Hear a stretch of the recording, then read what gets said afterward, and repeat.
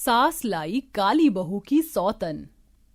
ओम मंगलम भगवान विष्णु मंगलम गरुड़ध्वजा मंगलम पुंडरीकाक्ष मंगलाय तनोहरि। एक तरफ पंडित जी मंडप में फेरे पड़वा रहे थे, वहीं शोभना गुस्से में दूर खड़ी थी। शोभना जी, आप यहाँ क्यों खड़ी हैं? वहाँ हमारे बेटे की शादी हो रही है, चलिए ना।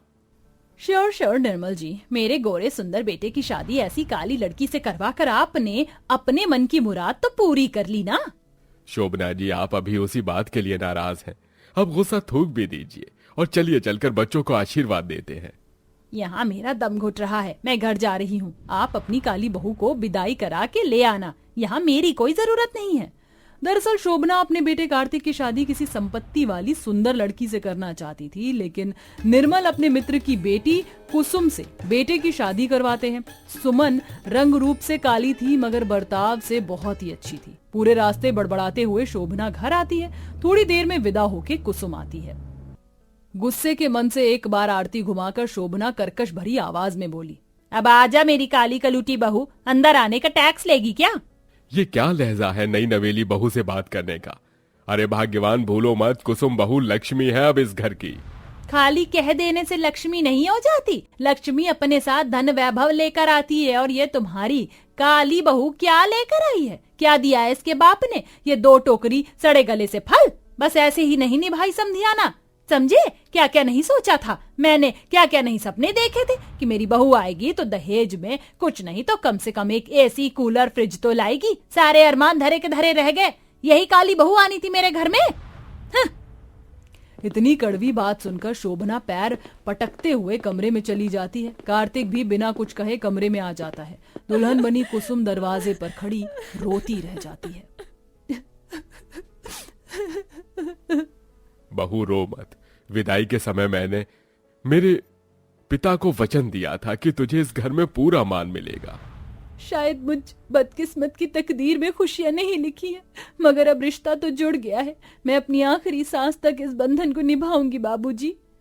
आंसू पोंछकर कुसुम कमरे में आती है। तभी कार्तिक गुस्से से तकिया उठाकर जाने लगता है। अजी कहाँ जा रही है आप? तुमसे मतलब? तुम्हारे साथ 7 फेरे लेना मेरी मजबूरी थी, समझी? मेरे दिल में कोई और है, मेरे जिस्म पर और रूह पर भी, और मेरी हर सांस पर उसका हक है। ऐसा कहकर कार्तिक कमरे से बाहर जाने लगता है। तभी दरवाजे पर कान लगाए खड़ी सास ये सुन लेती है। अरे वाह, टाका तो निशाने पर भिड़ा है, मेरे बिना आग लगाए ही लपटे उठ रही है। सास कमरे में आती और बहू को ताना मारती है। सुन लिया ना तूने मेरी काली बहू, अब खोल दे ये मंगलसूत्र और पोंछ दे इस सिंदूर को, क्योंकि तुझ जैसी कोयला खदान को मेरा बेटा कभी दाना नहीं डालेगा। इसीलिए अपना बोरिया बिस्तर बांध और निकल जा अपने बाप के घर। माँ जी, बेटी की डोली उसके मायके से और अर्थी उसके ससुराल से उठती है, यही मेरा घर है। कुसुम सारी रात सौतन के सोब को दिल से लगाए किसी बिरहन सी रोती है। इसी तरह से दिन गुजरते हैं। बेचारी काली बहू अपने सास और पति का दिल जीतने के लिए हर जतन करती है। माँ जी, ये लीजिए जूस। इतने में पड़ोसन वंदना मिठाई लिए आती है। अरे कैसी है शोभना? रियली मुंह मीठा कर बता, लड्डू पेड़े खाएगी या चने की मिठाई? ये ले चना खा। अरे पर ये मिठाई किस खुशी में खिला रही हो?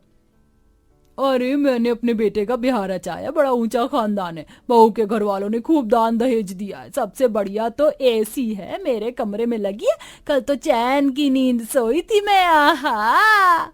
अपनी बहू के दहेज का बखान करती हुई वंदना शोभना को खूब चढ़ाती है।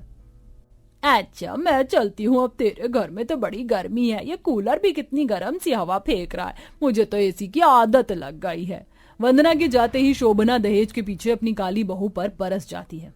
देखो, इसके नल्ले निकम्मे बेटे को भी दहेज मिला है, तभी तो चुड़ैल मुझे जलाने भुनाने आई थी। मेरा कार्तिक लाखों का था, मगर फिर भी हमें ठग लिया। दहेज पाने की लालसा पूरी करने के लिए शोभना अपने बेटे की दूसरी शादी करने के लिए जिद पर आ जाती है। तुम्हारा दिमाग तो खराब नहीं हो गया भाग्यवान? तुम अपने ही बेटे का घर तोड़वाकर बहू की सौतन लाना चाहती हो। एक दहेज और पैसे के पूछे तुम पागल हो गई हो। हाँ, मैं पागल हो गई हूँ। पूरी जिंदगी में तुमने मुझे दिया ही क्या है? मैंने औलाद पैदा की, उस पर उम्मीद लगाई थी, तुमने वो भी तोड़ दी। दौलत में जो सुख है वो इस आम सी जिंदगी में नहीं है। दौलत आएगी तो हम भी अमीरों में गिने जाएंगे। मैं किसी भी कीमत पर यह शादी नहीं होने दूंगा। सुना तुमने? अपनी जिद मनवाने के लिए शोभना खाना पीना छोड़ देती है और बगैर पंखे के गर्मी में जमीन पर सोने लग जाती है, जिससे उसकी तबीयत बिगड़ जाती है। डॉक्टर साहब, माँ जी को क्या हुआ है? ये बेहोश कैसे हो गई? देखिए, एक तो बुढ़ापे का शरीर है और फिर गर्मी का मौसम है। इन्हें ठंडक में रखिए, वरना ब्लड प्रेशर भी बढ़ सकता है और हार्ट फेल भी हो सकता है। ये सुनकर काली बहू सास की सेवा बाड़ी में लग जाती है और काफी घंटों के बाद उसे होश आता है। माँ जी, लीजिए, थोड़ा जूस पी लीजिए। नहीं, हटा इसे, मुझे नहीं पीना। माँ जी, आप जैसा चाहेंगी वैसा ही होगा। आप कार्तिक जी की दूसरी शादी करवाना चाहती हैं ना? मुझे स्वीकार है, अब तो जूस पी लीजिए।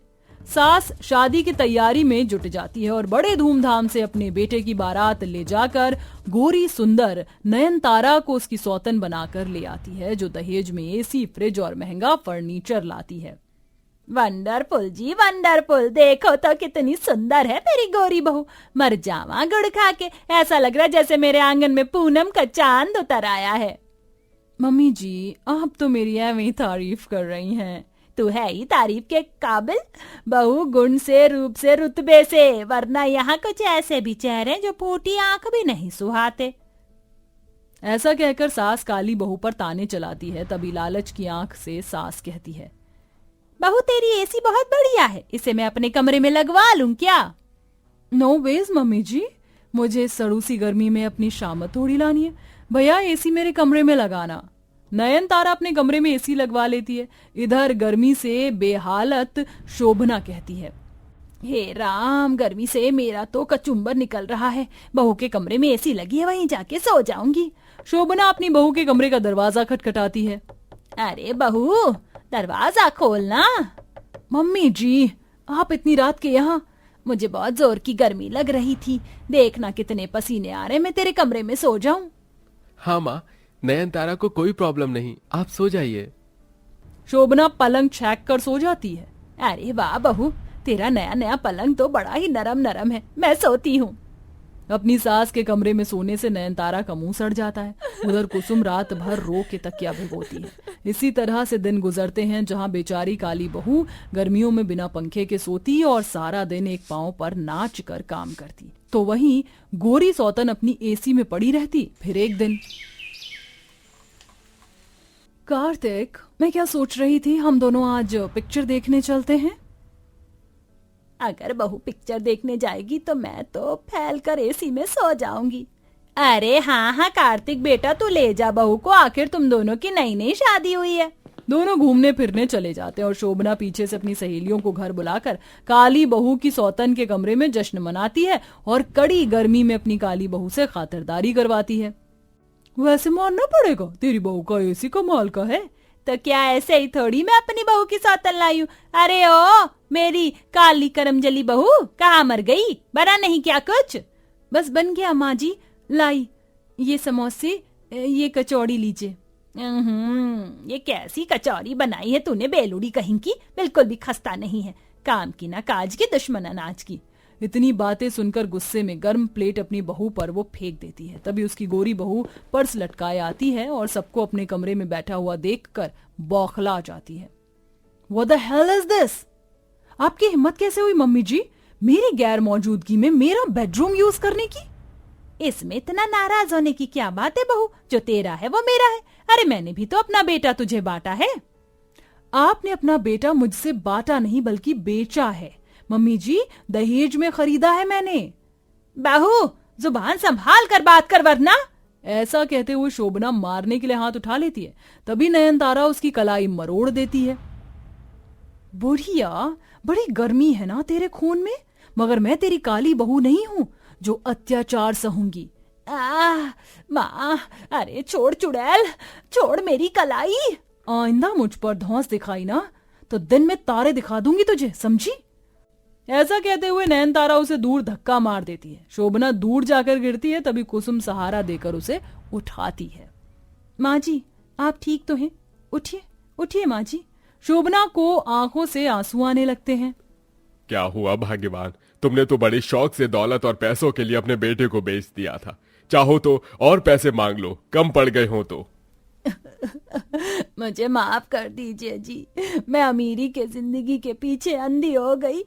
जो हीरे सी बहू की कदर नहीं की, मगर अब मैं अपनी भूल को सुधारूंगी। आखिर में अपनी काली बहू की सौतन से शोभना बेटे का तलाक करवा देती है और कार्तिक कुसुम के साथ अपनी जिंदगी की नई शुरुआत करता है।